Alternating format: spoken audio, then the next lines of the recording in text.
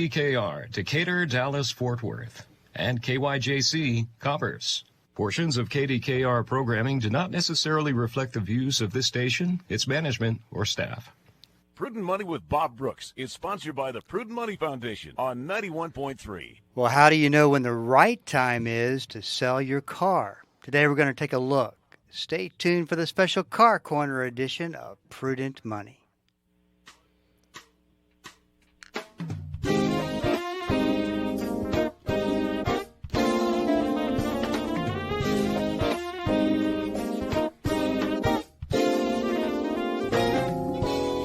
Good afternoon, this is Bob Brooks, and you are listening to the special Car Corner edition of Prudent Money.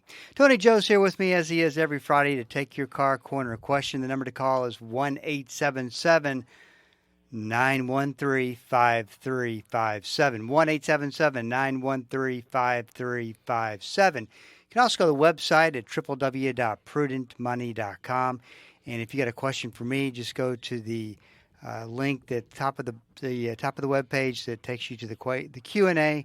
Send me an email. I'd love to hear from you today.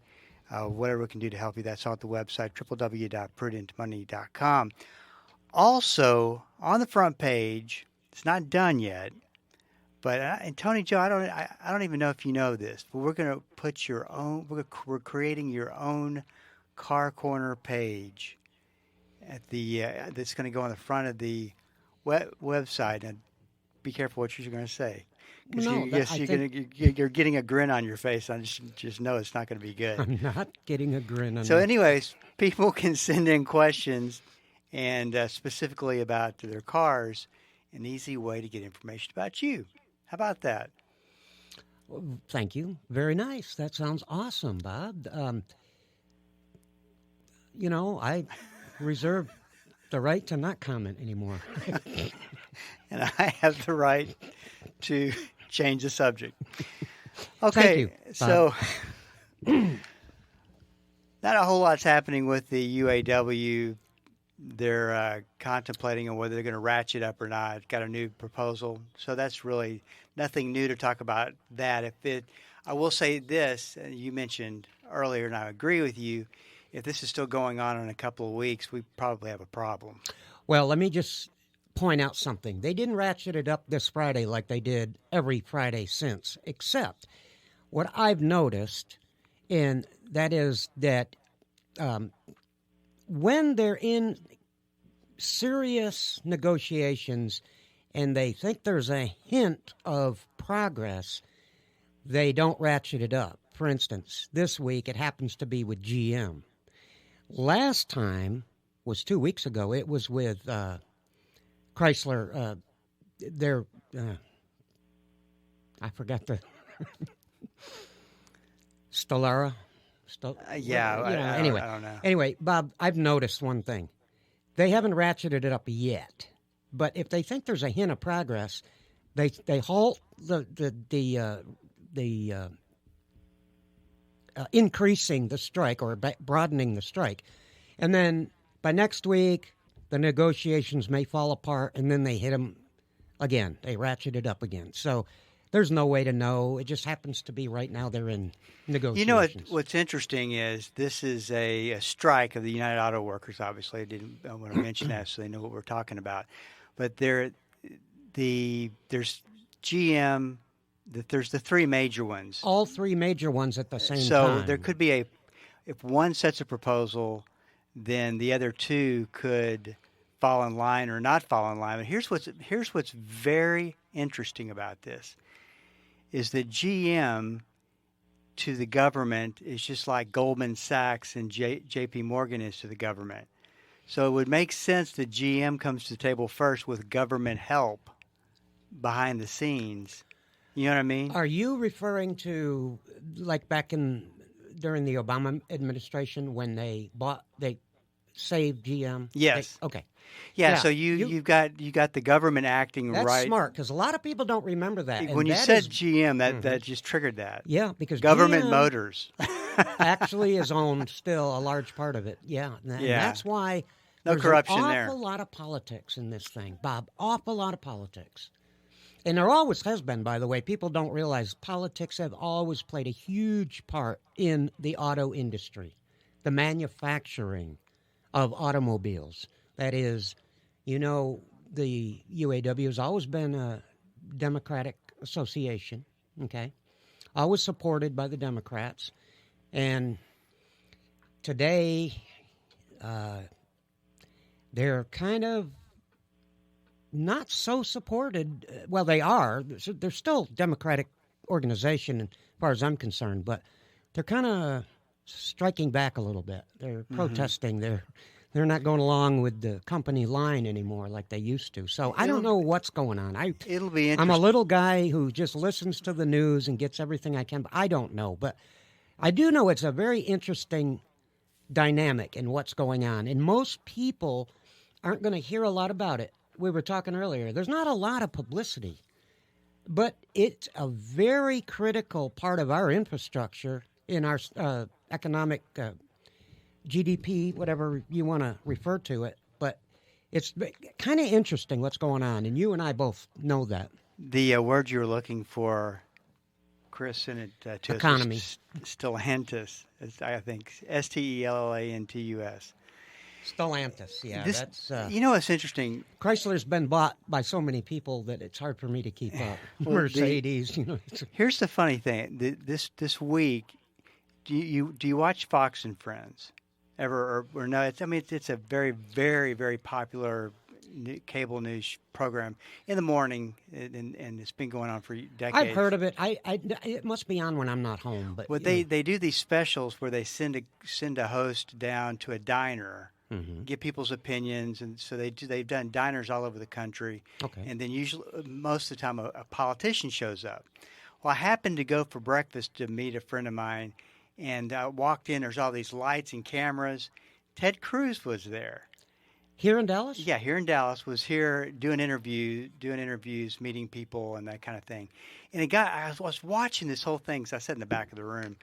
I was watching all this thing play out, and I thought to myself, there is so much power behind politics. It just really dawned on me just how much power was in that room. Just with the one senator, how he carried himself, how the things that go on in the White House, in Congress, and so when they start getting involved, it's interesting what happens. Yeah. Was that this week? That was just 2 days ago. Yeah. Cool. Well, that's interesting. Yeah, you're right. It's funny how. If you're impressed by that kind of thing. But it's just really interesting. They're just guys like me and you, Bob. They're just regular people. Yeah, no, they are. So let's talk a little bit. Did you get his autograph? No, I didn't. I didn't get my picture taken with him either. So let's talk a little bit about you have a car, you put a lot of miles on it, you've got $4,000 or $5,000 potentially you have to put into it. Mm-hmm. And you're up against this major decision. Do I sell this car, trade it in, whatever, or do I pour money into it as an investment, hoping it's going to last another 50, 75, 100,000 miles? Don't have a car payment. Would love to be able to salvage this car. I think it's one of the tougher scenarios to come up against. So someone brings you a car like that. What's kind of like the first thing you check on? Okay. And they do a lot. I try to help people make a good decision on whether to keep or get rid of their car. Now, keep in mind that I always tell them right up front, look, let's not play games. The best thing for me is for you to keep your car and me to fix everything. Yeah, yeah. The best thing for you may be a different story. So I just want to be honest up front. That's what I tell people. I said, let me look at the car. Give me it for a day. Let me drive it around, check it, put it in the air, look at things, try to evaluate where you are and what you're going to need to be done. The car's got 60,000 miles on it, and you're curious, should I keep it or should I get rid of it? Well, keep in mind, Bob, that right now, this particular moment in time, it's a different environment than what we've experienced in the past 20 years. Why? Well, because the car market is incredibly inflated to the point of ridiculous, and now that makes your decision-making factors different. So one of the things that I try not to be Bob Brooks, I try to just ask him, it's none of my business. I don't care. I just want to know, are you in a financial position where you could maybe get rid of this car and get something new? And oftentimes it's no, I'm not.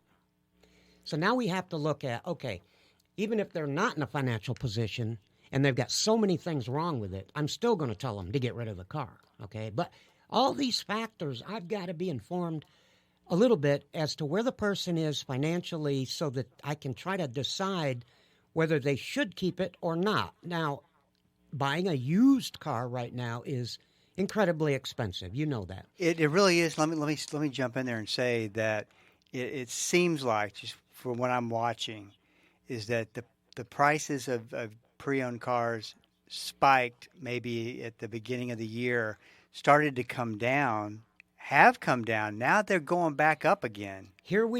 Let me just interject one thing, and then I'll let you continue.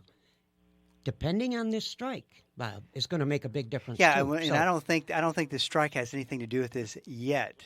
But it will. It will. Think it continues. Yeah, exactly. So that's another factor that it's an unknown. We're in uncharted territory at the moment. Anyway, continue. No, I was just going to say, and I don't mean to jump in there, but I was going to say it looks for whatever reason, it looks like prices are going back up, and we're starting to see this cycle. I agree. Again, that's kind of what I'm saying. I agree with you. And then what's interesting about that, like I said, I don't think it has anything to do with the strike. Now you factor that in there, so we'll see. It's an interesting but do you story. get what I'm saying? Is a lot of folks, regular blue collar people that work at a job and have to make a living and feed their kids and make their house payment. My heart goes out to them. I just try to help them the best possibility for them. 1-877-913-5357. This is Bob Brooks. Stick around. We'll be right back. The Word for Today is excited to announce the new official online home for the ministry of Pastor Chuck Smith and Kay Smith, pastorchuck.org. At pastorchuck.org, you'll have instant access to thousands of hours of verse-by-verse teaching by Pastor Chuck Smith from Genesis through Revelation, and full access to special messages on subjects such as prophecy and much, much more. Also at pastorchuck.org, a full library of great teachings by Kay Smith, and a section where you can read some of Pastor Chuck's books online, all free of charge. So visit the new official online home of the Word for Today and the ministry of Pastor Chuck and Kay Smith, pastorchuck.org. Christians are rarely popular, but they're of immeasurable value to the world. Like Joseph, who was mistreated by his brothers and imprisoned by Egypt, and yet God used this unlikely hero to save the world from a devastating famine. So how will God use you today? Monday on Focal Point, Pastor Mike Fabarez shares how we, like Joseph, can make a difference for God in a hostile culture. That's coming up Monday on Focal Point. Focal Point, weekday mornings at 8:30, here on Bible School Radio, KDKR. Dynamic, practical, life-changing. There's no point in going to church and not letting the Christ who gave birth to the church on the day of Pentecost change your life. Join us each day as Pastor Paul Shepherd applies the timeless truth of Scripture to everyday life. It's Destined for Victory on this great station. Weekday afternoons at 3:30, here on Bible School Radio, KDKR.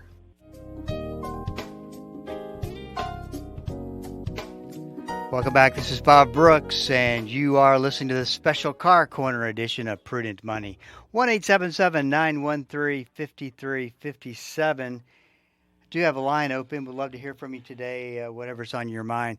You know, what struck me, Tony Joe, was that you've really got to be able to trust someone, a mechanic, that hopefully somebody you've gone to forever and you can trust them, are going to steer you right on that. Because, like you said, the reality is that's probably a lot of expensive repair work that's good for the shop, good for the mechanic. And it's even harder. What's even harder is to take a person who is probably ethically going to make the right decisions, but justifies and looks at it just like you said, maybe it could or maybe it couldn't go, it's going to last, but justifies fixing it. And that's tough to know what's going on with your the person that you're working with. Right. Well, before you paint me as an angel, I just want I'd to never say do this. that. Don't worry about that. The reason I was pointing out whether you should get rid of your car or not, is this the time or not? Do we have major headaches coming our way or not? Well, each car is different, of course, Bob. Everything has to be evaluated on its own individual basis and what's wrong with the car, and it's kind of a lot of work to go through. It's kind of each case has to be separately analyzed. So if the person can't afford to get rid of the car and it's got a bunch of problems, what you can do, and what often I recommend they do, is let's take the most serious, like the dangerous things, Right. get those fixed. Yeah, safety issues. As your budget can afford, you get the dangerous stuff out of the way so you've got safe transportation. Then you follow that up with, like, you may have a front-end problem that's dangerous to drive. And you may have a lot of maintenance that's gone by the wayside. You didn't do it when you were supposed to, and now it's way overdue. Get the car safe to drive first, especially if you got children, Then you follow up with the maintenance items as you can, one at a time. You can't do all this at once, but you can do the most priority involved procedures first, then the next major thing, then the third, then the fourth. Take it in little bites at a time.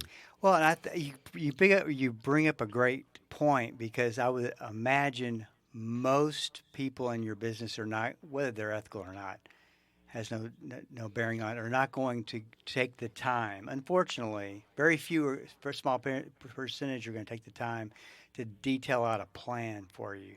And so now that if you're in that situation, that's what you can suggest to hey, can we take care of the safety items first, which is a great piece of advice. Yeah, and most people go along with what I recommend only because I try to explain to them this is dangerous. This is not safe to drive. Boiling it down to the major thing that everybody could relate to would be like a bald tire. Hey, you got a bad tire. It may blow out on you on the highway.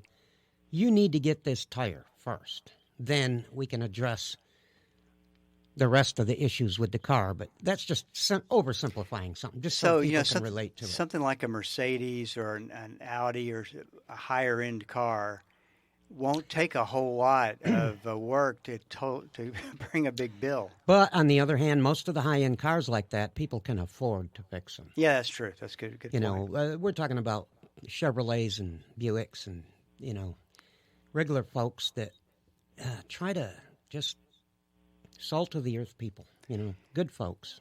Yeah, it's amazing when you look at cars and you compare the costs, and I think that's something that before someone goes out and buys a particular brand, what kind of research have you done to make sure that you're not buying something that's really going to saddle you with big bills? Right.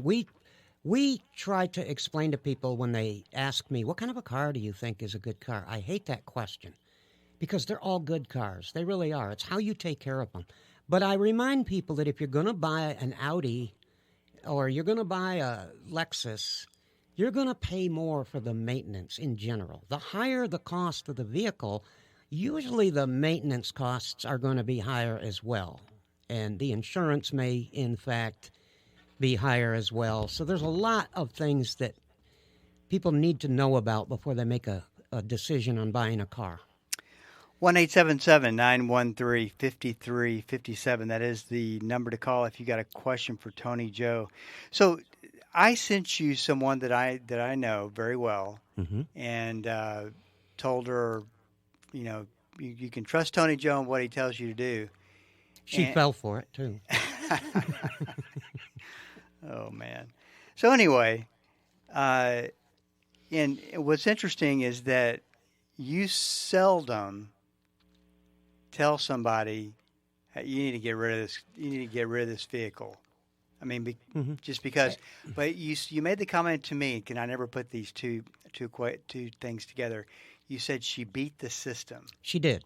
And talk a little bit about this. This is a Jeep, wasn't it? It was a Jeep. And it is a Jeep. It had almost 200,000. 2013 Jeep. Had almost 200,000 miles on it, which is not a lot. Well, no, it's so this would still be a candidate for another 100,000 miles. Certainly. In most cases. Cases. If what? If she had done some of the maintenance prior to the mileage she had, 200,000 almost, okay? Not that it's a big sin or anything. It's just that she lived with a lot of little issues that made her car less, I don't know, how can I say normal? I mean, people get in her car, what's that noise? What's this? She put up with a lot of things. She put up with a lot of little things. Now, here's what happened. She acquired 200,000 miles almost, and she needed a lot of, nothing specifically wrong as far as breakdowns, but she needed a whole bunch of maintenance to catch up on, lots of it. And she maintained this car to this point without doing a lot of the maintenance issues, which is okay. And then it came to the point where Bob sent me over here. I want you to evaluate my car, see what you think. And, of course, I did. And so I ended up with this a laundry list of maintenance issues, mostly maintenance stuff that just needed to be caught up on. And at this point, she was in a position to replace the car if she needed to. And I said, here is the issue as far as I can see. You can invest this amount of money into this car. It's a 2013 Jeep with 200,000 miles on it. Or you could not spend a dime on this car, not even 1 cent, and trade it in as is and get a new car. It's up to you. This is totally your decision to make. And she said, well, what would you do? And I said, if I were you, I think I'd wash my hands of this. Let it go to a dealer or trade it in, somebody that's going to do all the maintenance and then resell it. Yeah, because it's still, once you put the money at their cost, not your cost. Sure. That gets fixed pretty quick, and right. It's a sellable car. They'll do all the maintenance issues, catch everything up, and they'll put it out for sale for, quite a bit of money, and they'll make a profit on it. Right. Where she also wins because she's not going to have to invest one single solitary dime into this thing. She didn't pay all that money up front. Right. I mean, through the years. And it is difficult to achieve that, Bob. She beat the system, and that's very difficult to do for most folks. So some cars do fall through the cracks like that, and it's what you're willing to put up with. So I haven't looked at a maintenance book in a while. What is typically, how far through the cycle of miles does a maintenance book go, as far as these are design maintenance? This happens at 60, this happens at 100. I mean, where does it typically That's a good question. Stop? I think it stops at around 175,000. Does it go that high? I think it does, yeah, on the new cars now, on the later models. Now, it didn't ever go that high. Years ago, it never went past 120. Yeah, that's kind of what I remember. Yeah, let's say between 120 and 170, you're kind of on your own as far as what you need to do and when you need to do it. That's why you need someone that you can trust to help you decide what needs to be done at this point and what can you not deal with or worry about anymore. I've seen so many things that go wrong and cause great expense when the issue would have been resolved with a little bit of maintenance just previous to the big breakdown. It's a sad thing to watch sometimes, but the fact is people are hurting financially right now, and you can't, if the car goes, it goes. And that's something that I don't find fault with, because if I was in that position, I'd do the same thing. Right. Yeah, I really would. But It's hard to stress the fact that the maintenance on a car will allow you to keep that car. Hopefully it's paid for, and you won't have to be forced, with another 5 years of car payments. Or maybe the car's almost paid for, and you really don't want to do this again. You'd like to get it paid for and then go on with your life. But if you're going to decide to do that, you need to take a little bit of care of the car.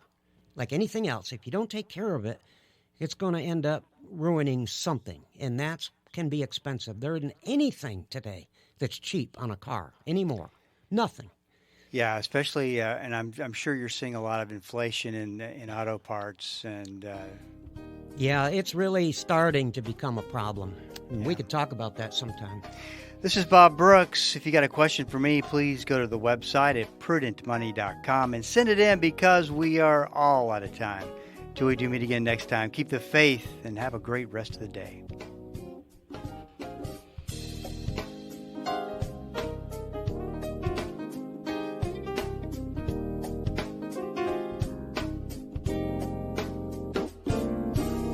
That's all the time we have for today. Questions or comments for Bob, or to find out more great information like what you just heard, visit www.prudentmoney.com. Be sure to join Bob Brooks again for the next edition of Prudent Money.